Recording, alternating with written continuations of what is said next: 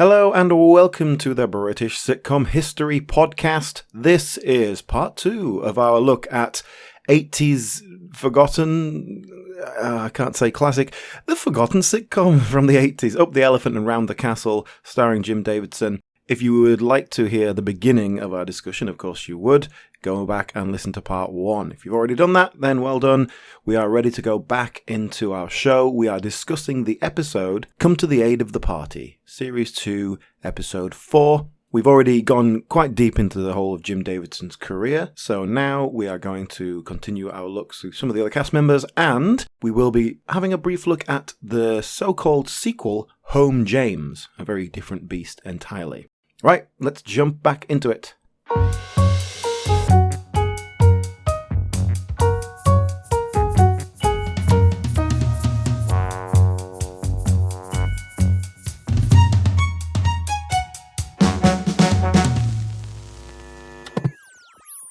The actual plot point here is that Sue Nichols wants to borrow his house or borrow his bedsit for a lingerie party. Yes. Which is basically an Ann Summers party before it was fashionable. Well, I want to ask about that, because she says, it's basically a Tupperware party, but for pants. So when did that start? When did, housewives start making a living off of selling crap in their own house? I think of that as a 70s thing. Like a Tupperware party is a very 70s reference. Yeah. And, the format expanded to other things. It still happens. People do that all the time. It doesn't feel like here they're worried about trying to explain that too much. It feels like this must have been a sort of standard cultural thing. I think a Tupperware party, maybe not the Ann Summers type party, that might have been more unusual, but what do I know? Maybe that was a thing. Of course, it's not a party, it's a Russell Harty party. Very good. Sorry, I missed that one. I don't think they were saying that in the 50s. And of course, Wanda, she needs to borrow Jim's house for the party, because if she has it in her own house, is more likely to get caught that she's earning money whilst also claiming benefits. They're all benefit cheats. It was all right in the 80s. Different time. It was. Greetings. Right. So, here's a question, and this sort of comes through in this scene, but also in general. Is Jim London a bit thick? He's very often and very easily manipulated and taken advantage of by the people around him. But then he's also supposed to be a bit of a cheeky, cockney wide boy. But it's always in the context of, someone's like, oh, do you want to buy these dodgy watches off me? And he's like, oh, I don't know. He's like, come on, we'll make a fortune. And then obviously all goes wrong. Can I borrow your house to do some weird, wacky scheme, money-making scheme? Oh, well, maybe, okay. He's really a soft touch. He's very much a soft touch. In the first episode, a mate of his who we haven't seen since school comes and lives with him because he's left his wife. There's another episode where someone who he hasn't spoken to for years, because this guy owes Jim money and didn't want to pay, so just ran off, comes back into his life saying, oh, I want you to be my best man for my wedding. And then basically that means you have to pay for everything. And he does. And he kind of he's just like this. It's a very pathetic kind of figure. I think it's a weak character to have at the heart of your show. There's that episode later on where Councillor Troy off of Star Trek is a foreign barmaid and just comes and lives with him. Yeah. All very peculiar. Marina Sirtis pre-Star Trek. Yeah, that's a weird episode. Shall we just have a quick sidebar into this episode? Go on then, let's quickly talk about that episode. Just give us the plot outline. It's just, random. This one character, she's working in the bar. She's got a vaguely European accent. She's from Vestonia. Yeah, which I guess is supposed to be Eastern European. Marina Sirtis, pre-Berlin Wall. I don't know, where she is from, what her ethnicity is, but Nobody'll care. It's only Star Trek. But that's it. She looks more Middle Eastern than East European. I don't know quite what her background is. Yeah, she's like, oh, I need to get married. I sleep in your bed, and then I have dagger. Yeah, and so he's like. He thinks he might be able to get his leg over if he says, oh yeah, I'll marry you or something. I'll give you somewhere to live. A bit of nookie. Come on, don't be dirty. So what's so good about this freedom? You got no woman to wash the dishes, make the goulash, keep you warm in bed. You as well be holy monk in monkery. I go to work now. You think about it, okay? My freedom's important to me. She doesn't give it up easily enough. I can't remember what happens at the end. She runs away. Let's not get too deeply into this. But there's a whole other plot about the councillor who lives next door has had the plans for the town hall nicked, and that's also got plans for the local nuclear bunker. And it turns out she's an East European spy or something. Possibly she was or not. I don't know if it ever resolved. Utterly ridiculous. Like you said, a lot of these episodes are very much like non sequiturs. They just don't fit. Anyway, sorry, that was my fault. Let's get back to our episode. So, Ann Summers' party. So let me just remind our listeners where we are. So the first scene is set up that he's going to have his house reassessed for rates. The second scene has established that we're going to have an Ann Summers party in his house. Yeah. Let's move on. Anything could happen. But to be fair, I'd already forgotten now at this point about the rates assessment because that's why I'm reminding people. It just gets thrown out. Oh, you should get your rates reassessed. No, it never actually goes to like speaks to someone and says, "Can you come round? Can you come round this afternoon at 4:00, please, and assess my house?" Like it's not set up very well. But let's see where that goes. Now, the next scene, we're still in the house, but instead of Wanda Pickles, his neighbour, we've got Vera. Now, Vera is very much coded as plain. I don't think she's particularly unattractive, to be honest, but she is, I get the impression we're supposed to think she's a plain girl. And again, she's throwing herself at Jim and he's trying to fight her off. Can you give me a bit of backstory on Vera? Because I didn't, this was the first time I'd seen her. Well, no, I can't, because the first time I saw her was very much in the same vein. She pops up in an episode and she's obsessed with Jim, wants to love him forever and marry him, and he's like, "Oh, God, you're a bit dumpy and plain, love. No thanks." And she seems to be cleaning his house for him. Well, she's cleaning the house in preparation for the party. I see. So she's doing that for Wanda, I guess. But yeah, using that as an opportunity to get close to Jim. Now, Vera, this is played by Sarah Cooper, and she crops up in a handful of episodes in the first two series, and this is it. This is it's the same in everything, and it's never established like who she is, if she's a neighbor or what. Who I don't know. I can't. See, again, I'm giving the benefit of the doubt here to the fact I've missed episodes, but no, I don't know. And Sarah Cooper, the actor there, she's got a smattering of credits, but it's all sitcom stuff. She was in Sink or Swim with Peter Davison, if you remember that. Man's Best Friends, which was a vehicle for Fulton Mackay. Okay, yeah, which we talked about last time. And she was in I Love It with Norman Lovett. So right, okay. So I sort of knew her face, but I couldn't place it. But that's why, because all of those things I've seen once 30 years ago. So exactly. That's why. But yeah, I can't explain the character to you, I'm afraid. It doesn't make any sense. And like I said, it's one of those characters that kind of drops in and out and then they ditch it when they don't. Well, I feel like we're doing our listeners a disservice, but sorry about that. We haven't a clue either. So yeah, again, she's throwing herself at him. Nothing comes of it. And then the scene is kind of ended with Jim's dad coming in. "Your mum's thrown me out. I'm not fulfilling my marital obligations." So let's talk about Jim's dad. Yes. John Barden, the actor playing him. Definitely one of the more reliable elements of the show. Yeah. And they do settle, like I say, as they go on a bit, they do find these kind of regular characters that they settle on. So Sue Nichols, Wanda Pickles, John Barden there as the dad. Brian Capron, who is in kind of most of Series 2, I think, and some Series 1 and Series 2, as his kind of cheeky Cockney mate, but one who is actually much more overtly criminal and he's like selling hooky gear and stuff. Brian Capron, did you know him? He's most famous for Coronation Street as well. He was bashing the bishop in Coronation Street. He was a serial killer for like a few years and it was like a huge story. I know who you mean, yes. Unfortunately, I didn't see him in the episodes I watched, so I don't know who you mean, but I know the actor, yes. Yeah, he was like the main, but so he's like Jim's mate in several episodes throughout series 1 and 2, and he's quite a nice addition because he draws Jim into these schemes that I think Jim is a little bit more innocent of. And so Jim is kind of just on the fringes of criminal activity rather than being a criminal. And then you've got Brian Hall as the barman. Brian Hall, he's the barman. So that's Terry the chef from Fawlty Towers. Yes, exactly. Yeah.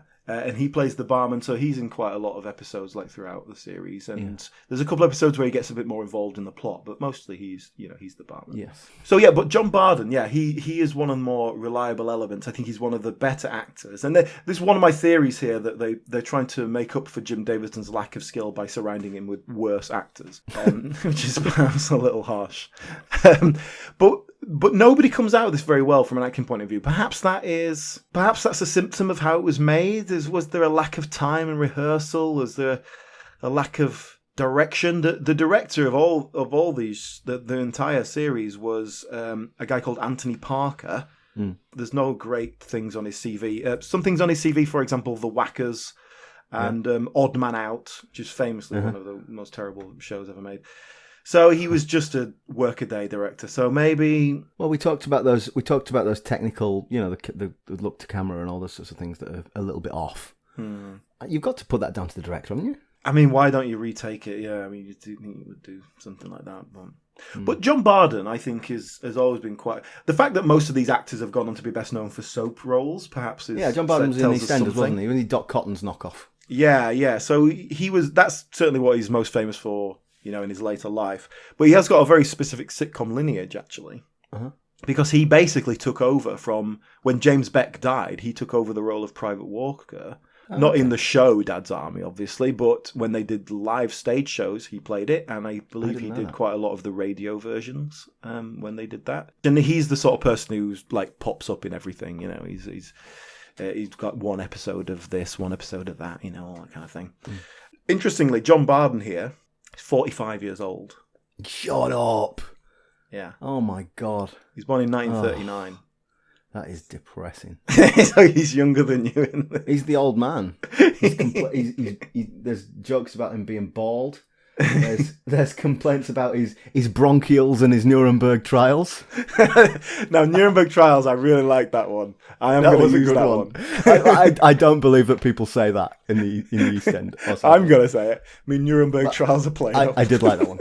But yeah. Again, he's coded old man. 45, my God. Yeah, I know. It's a different time. For the benefit of listeners, I'm 46. It was a harder life, though, and yes, and in this episode particularly, we've got quite a lot of the dad character. He's in it, throughout the series. And he fulfills several roles. Mostly, like, he comes around doing DIY in the house and making a mess of it. But, yeah, we get much more of him in this episode, and he's crucial to the plot. And if we can jump forward to the next scene where they're in the pub together. So basically they decide to go down the pub to have a chat about his mum and dad's marital relations, as you do. And it's this very weird scene where they're just it's just the two of them talking. And this is quite rare in this show, where you've just got two characters riffing off each other, throwing a few gags around. Yeah. And it's actually, I quite like this bit. It works quite well. It almost feels music hall when they're just stood there talking to each other and kind of like, oh, that reminds me of so-and-so who I knew. He went out with this woman who had called Bubbles. Yeah, it was, except they were both kind of the straight man because it wasn't very funny. But that's my challenge to here. I kind of get what you're saying, but I don't think I agree. It wasn't funny. So come on then, what's happened? Well, like I say, it's your mother. She's been reading that Cosmopolitan down the hairdressers. Oh, she ain't started that posh cooking, has she? Remember last time she spent a month trying to stuff a tomato? Worse than that, she's been reading them sexy bits. Oh, no. Yeah. Reckon she's not fulfilled as a woman. Well, what's up with her? She's got everything she wants. She's got a family, hasn't she? Got that part-time job down a paint warehouse. Well, then what more does she want? She reckons she wants more of me. And there's a third character in this scene, which is a very camp, over-the-top barman. Yeah. And that was really badly executed, Yes. The timing was bad. It wasn't just that it was over the top and camp. It was just really badly timed, just badly performed. Well, I looked into this because I thought the same thing. And first of all, this is kind of a weird scene. So there's a regular bar set that they go to. But the bar set in the first series looks different to this. It's a different setup. It's the bar's on the other side of the room. Just looking at the pictures, I think it's all the same gear, but they've just set it up in a different space, right? Right. And then in series 3, it swaps from one to the other, depending on different episodes. Right. The only thing I can assume is it's based on what other sets they're using and how much space they had and just what they had to do. But they never mention it. They never kind of try and pretend it's a different pub or anything like that. They just kind of go with it. Brian Hall is the barman. He obviously wasn't available for filming this week for whatever reason, because as they walk into the pub, they go, "Here, where's Brian the barman?" "Oh yeah, it's his day off. It's the relief barman," right? Like really overtly explaining the fact that he's not there.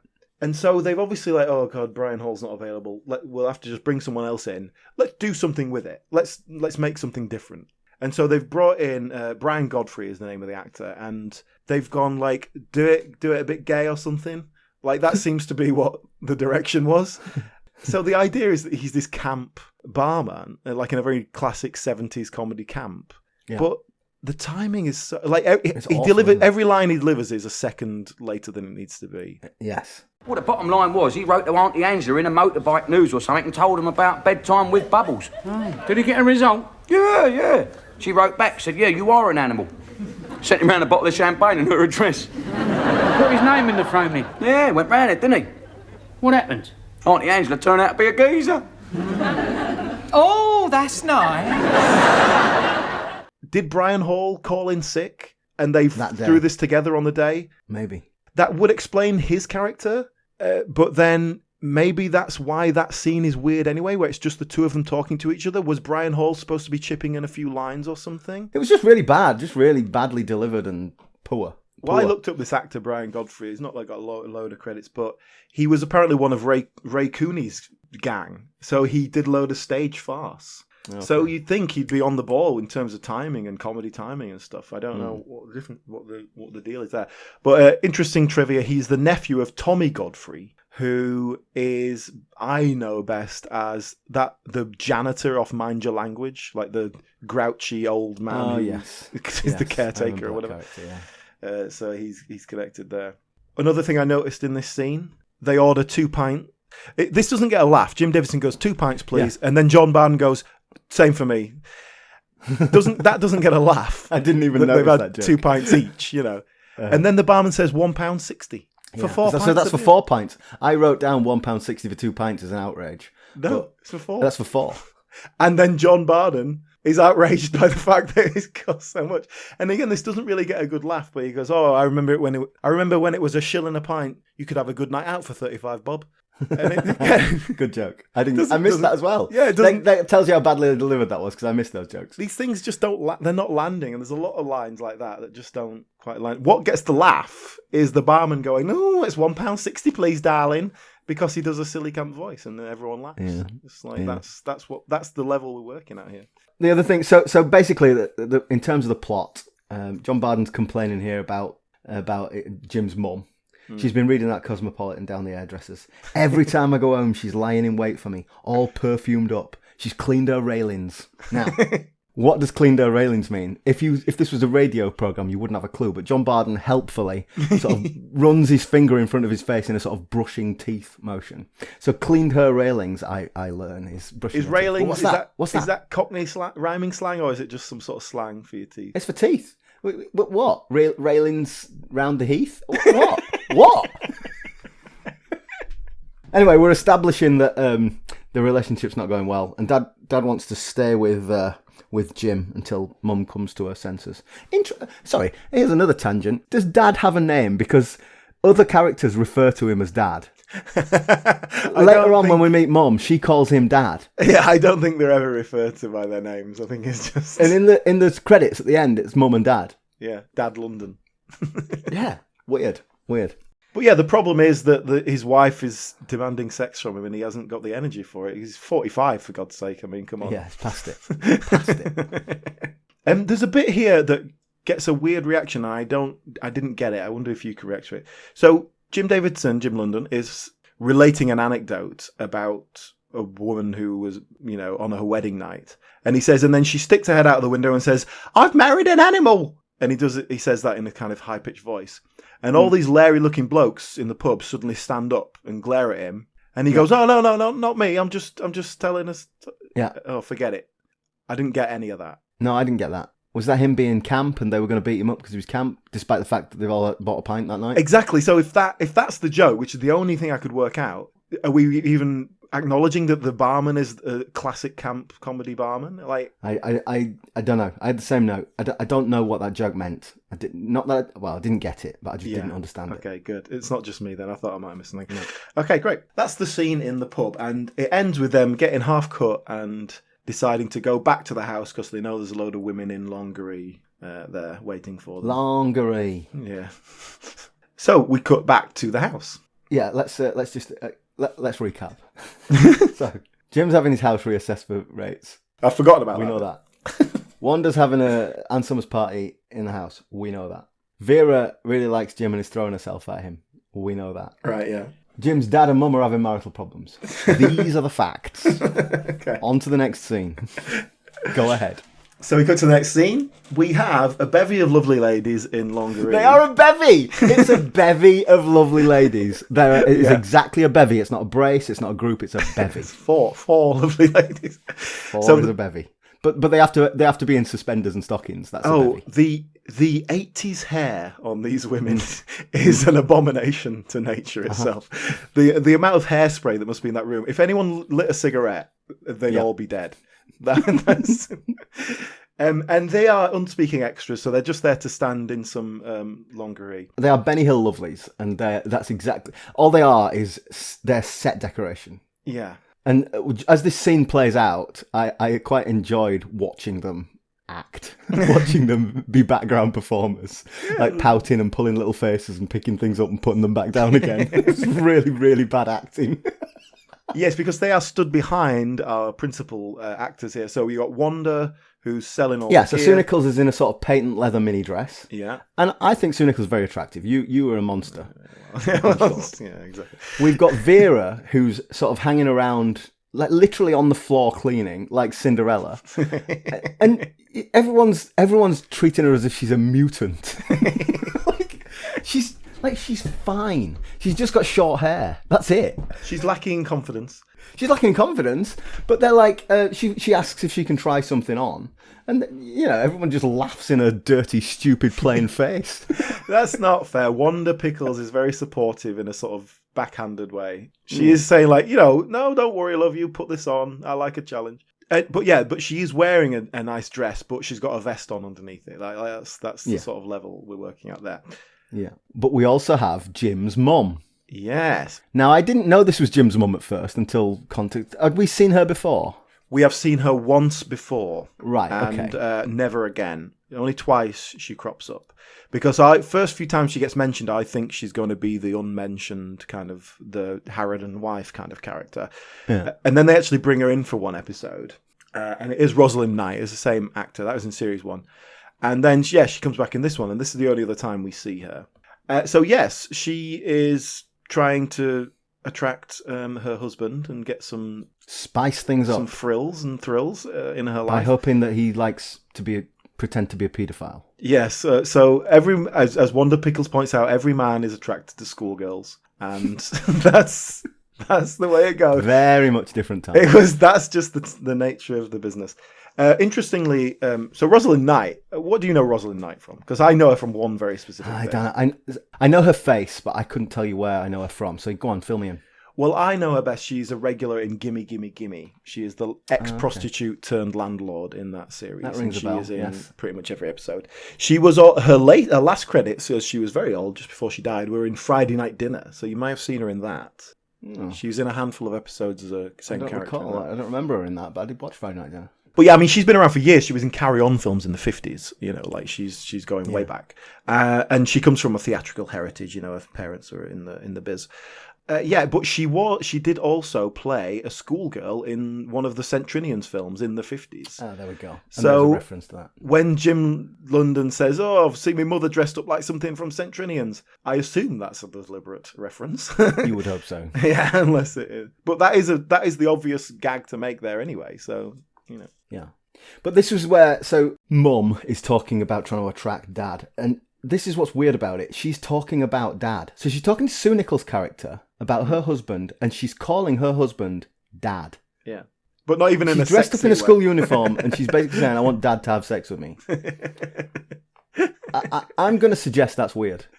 That's the two are completely unconnected. Oh, are they? Yeah, because he's calling her Mum. Anyway, so we've got this kind of setup, and then Jim and Dad come home and discover all these lovely ladies and his mum in school uniform.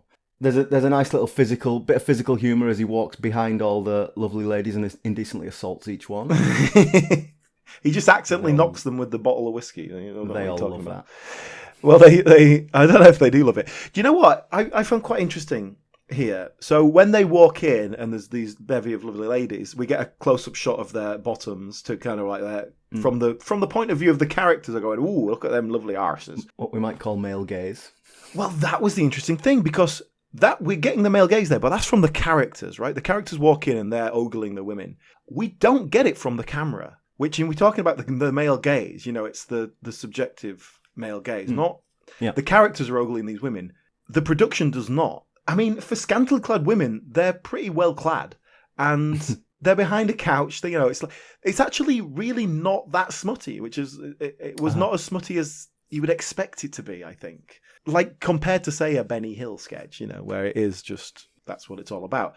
When we watched, I got an image in my head of a close up on a woman's bottom. It was from one of the Alf Garnett films, the really bad one with the sex comedy Alf Garnett film, where we're just following a bum down the street for about 500 yards. I remember that.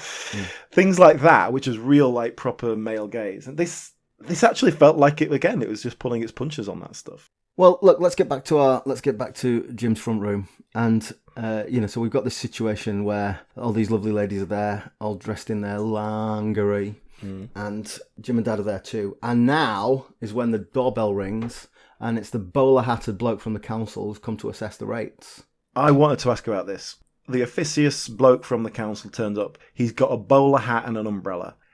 Was that still happening in the 80s, or is this Spike Mullen's idea of London in the 50s that he's projecting into the 80s? I mean, I can't definitively say, but I'm going to say no, it wasn't. It feels it was like not happening in the 1980s. It feels like such a cliche, like of the 80s. I think the guy who comes to assess your council tax today, he's probably he's in work clothes and he's got trainers on. In mid-80s, he probably had a suit and tie on, but not a bowler hat. Nobody wore bowler hats. I've never seen a bowler hat outside of sitcoms. It's a Home Pride advert. This guy. Yeah. just the people on the train with Reginald Perrin. They're the only people who wear bowler hats. Exactly, yeah. But even when I watched it in Reginald Perrin, I thought, is this outdated? Like that was 10 years earlier. So, but maybe it's just we need to very quickly establish that this is a stuffed shirt character, and that's what he's going to be. So let's do the shorthand for that. Yeah, he turns up and says, I've come to assess your council rates, sir.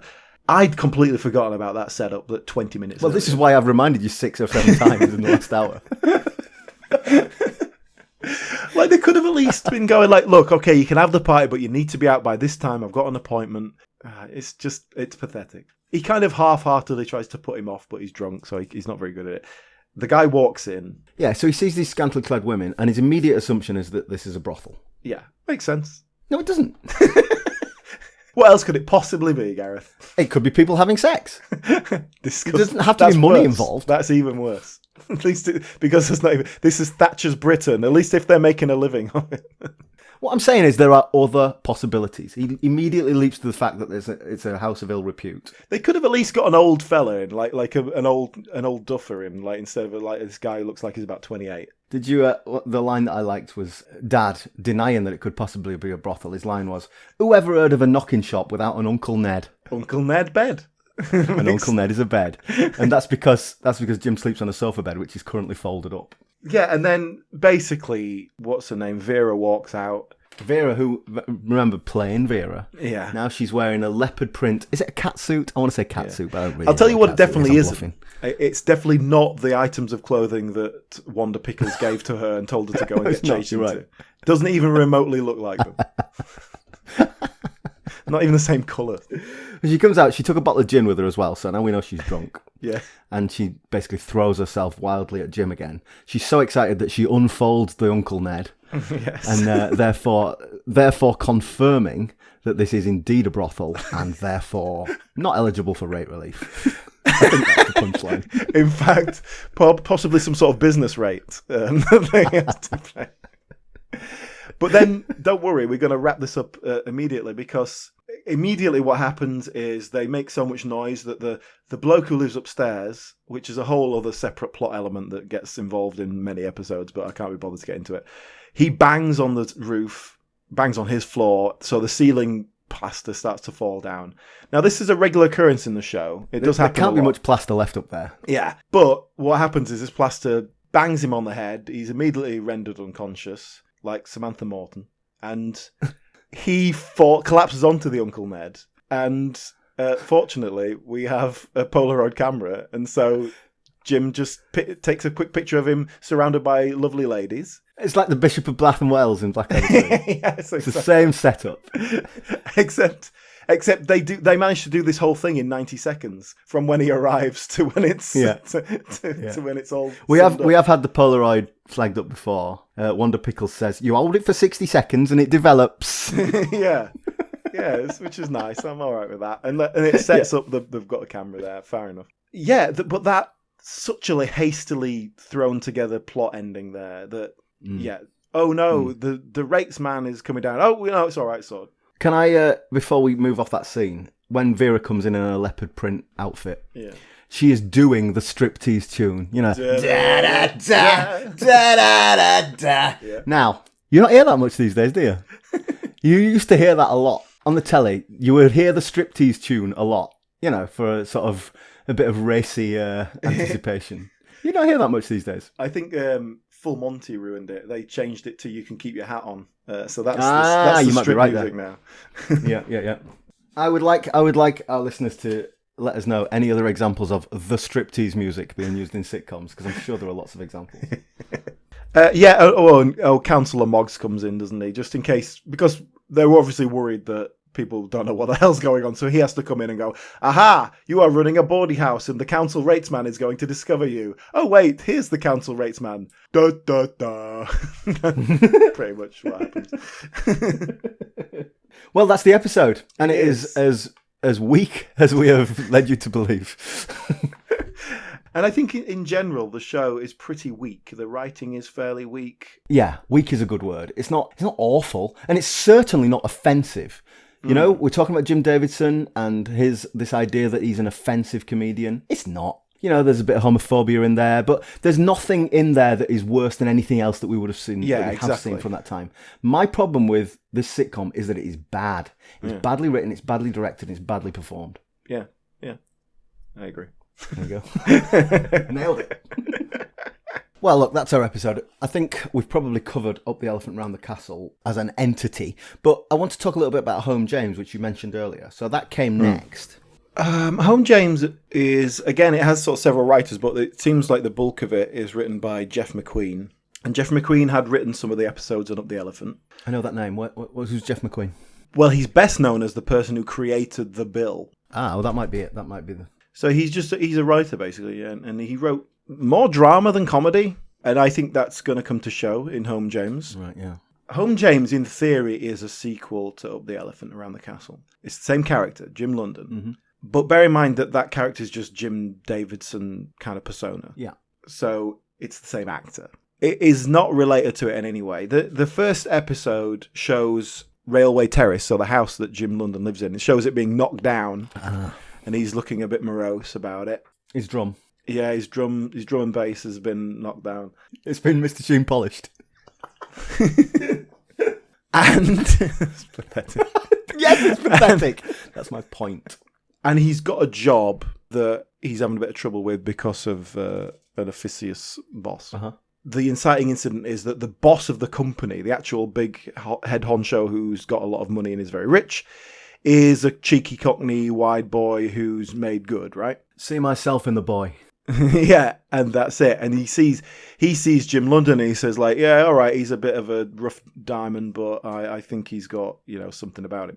And so he hires him as his personal chauffeur. And so then it's Jim London has a job as a chauffeur in a sort of fancy house. And the guy's George Sewell, isn't it? Yeah, George Sewell, who plays the master. Yeah.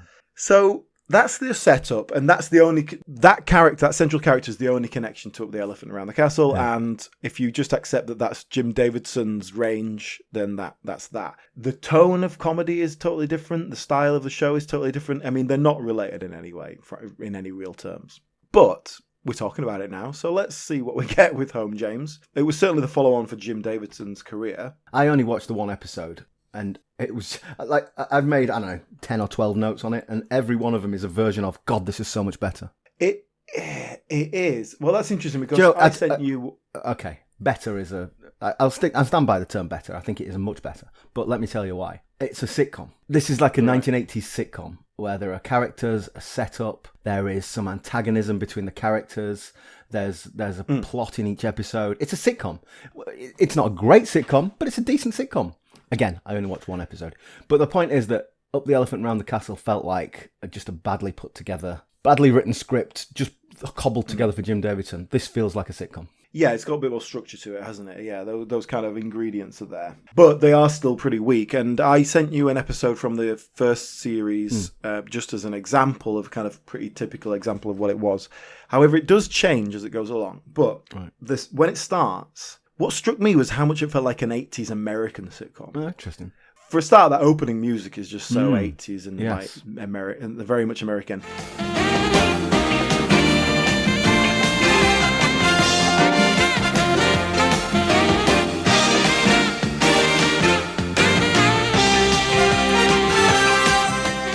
And it feels like one of those shows that's built around, a comedian. Yes. But in the way that these supporting characters are paper thin, that literally have one characteristic. Fresh flowers for the room, Terry. Oh, yeah. I remember now. You'll have to make allowances for Terry. He's a nice little person, really. But 19 bob short, right? Well, something like that. Yeah. I'm Paula, by the way, and this is Connie. This is Connie. Hello, what a lovely name, girl. Yeah, it's Concepcion, actually. She'd rather stay here than go back home and marry a cousin. Will you marry me? My cousin is fat with a mustache. He's thick. She's obsessed with marrying someone. Someone's an alcoholic. Someone can't speak English. Fair enough. Manuel, there's a bit more to it than that. But if you look at, say, the American version of Fawlty Towers, the Manuel character is he can't speak English, and that's it. And there's a lot of that in crap American sitcoms. These really worthless characters, and we have that here. It gets away with it because it has a couple of solid characters as well. So George Sewell is the master, and Harry Tower was the butler. Is kind of that's where the story is, and they obviously realise that in the show as well because they start to push out these weaker characters. And the start of series 3 is George Sewell has lost all his money. He's gone bankrupt. He's had to get rid of all his staff. Right.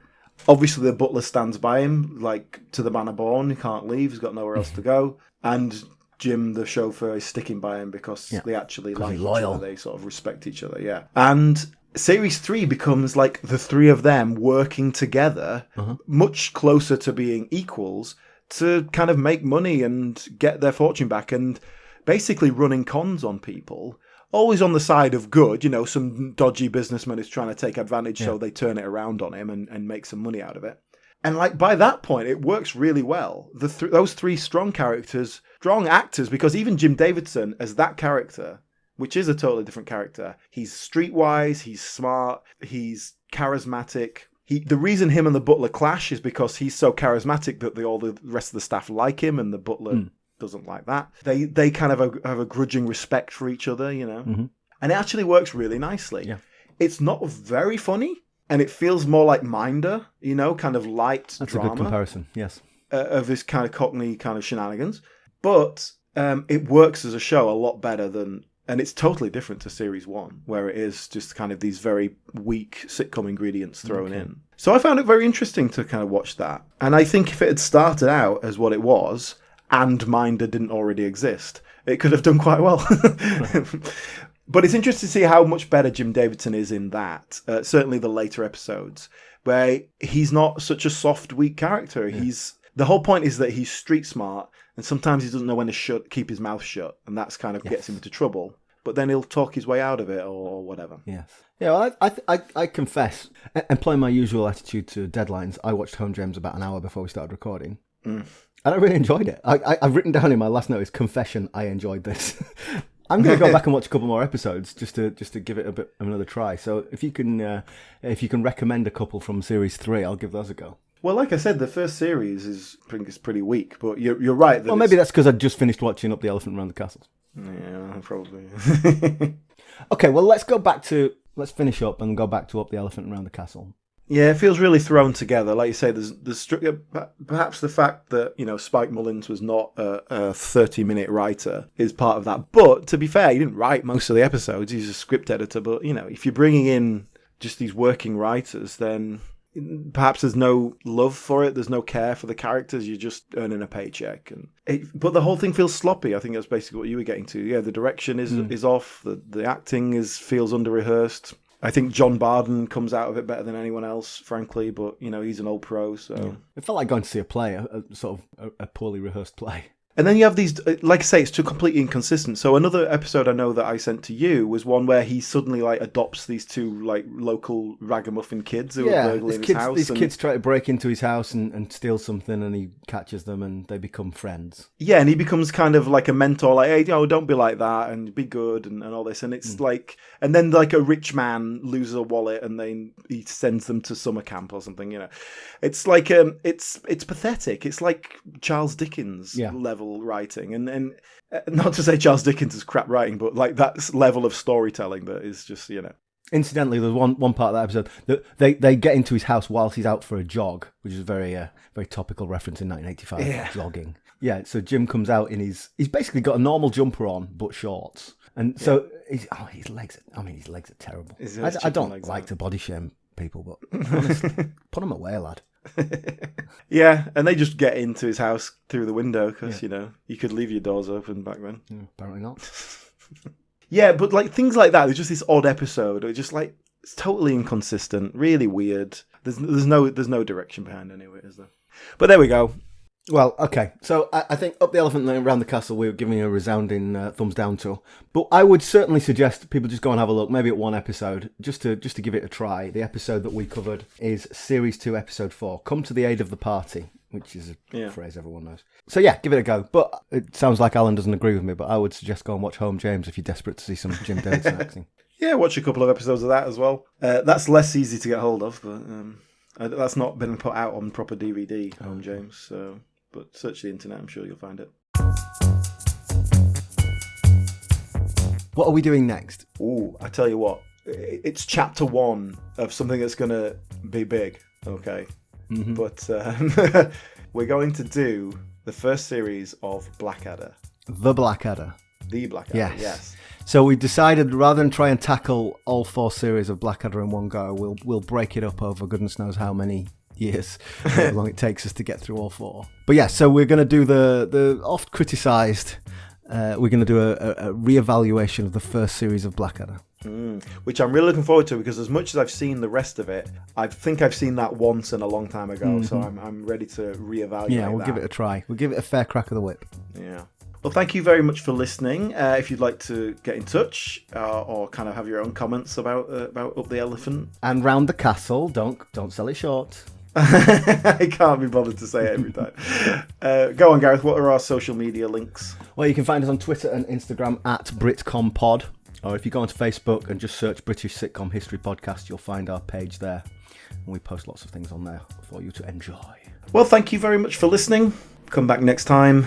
And goodbye. Bye.